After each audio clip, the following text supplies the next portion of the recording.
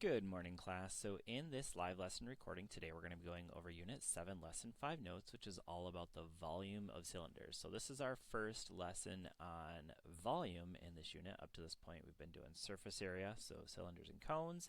So now we're going to look at the volume of cylinders, and then next, volume of cones. And you'll see that they're actually very, very similar. The only difference is dividing by 3 or multiplying by 1/3. So the formula is right here to find the volume of a cylinder. Its volume equals pi times the radius squared times the height.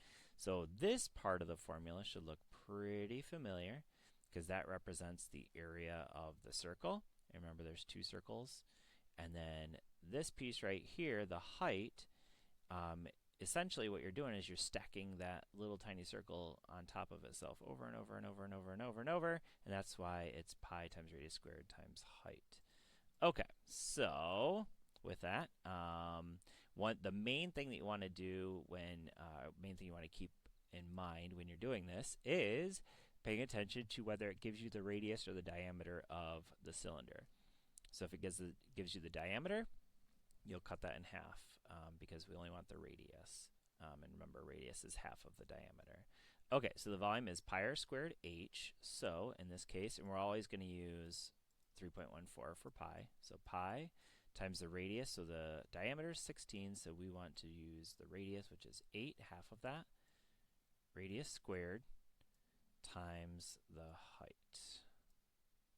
I guess I could have just put that in parentheses. So 3.14 times 8 squared times the height, which is 7. All right, so back to Desmos. I'll move some things around here. So 3.14 times 8 squared, so that's the height squared, or sorry, the radius squared, times, and I forgot what the height is, 7 inches. Times 7, and this is rounded to the nearest hundredth, which is what it already is at. So 1,406.72. So 1,406.72, and in this case, it is inches, but this is, since it's volume, that's three-dimensional, so it'd be inches cubed, or cubic inches. So three-dimensional, because there's height, there's length, and there's width to a cylinder and any volume. All right, so this one actually gives us a picture, and it does give us the radius. So volume is equal to pi times radius squared times the height. That's our formula. So in this case, again, we're going to use 3.14 for pi. The radius is 3, so that's 3 squared times the height, which is 5 centimeters. And again, I'm just going to go into Desmos and change the numbers here. So 3 for the radius, and then 5 for the height. So this number represents the radius, this number represents the height. And I get 141.3. So that's equal to 141.3, and in this case, it is centimeters cubed, or cubic centimeters. And that's it. So again, you're just going to keep using the same formula over and over, so you can just plug it into Desmos once, and then just change the radius and the height. That's all you have to do. All right, so this one may throw you off a little bit because it's called an oblique cylinder. That's because it's at an angle. So the height that we care about is this height, not this height. We don't care about the slant height in this case. We only want the height from the bottom circle to the top circle. Okay, so with that, we're still using the same formula. So volume equals pi times the radius squared times the height. You don't have to rewrite this every time. But pi again, 3.14. The radius is 4, and we're going to square it, times the height, which is 7. So the only numbers that we need to change are the radius, so 4, and the height, 7. So I'm going to go in here, change the radius, so that's the number that's squared. So it's 4 instead of 3. And the height is 7. So we get 351.68. So 351.68. And in this case, it is cubic meters. So it's 351, by the way. I should probably make that actually look like a 5. 351.68.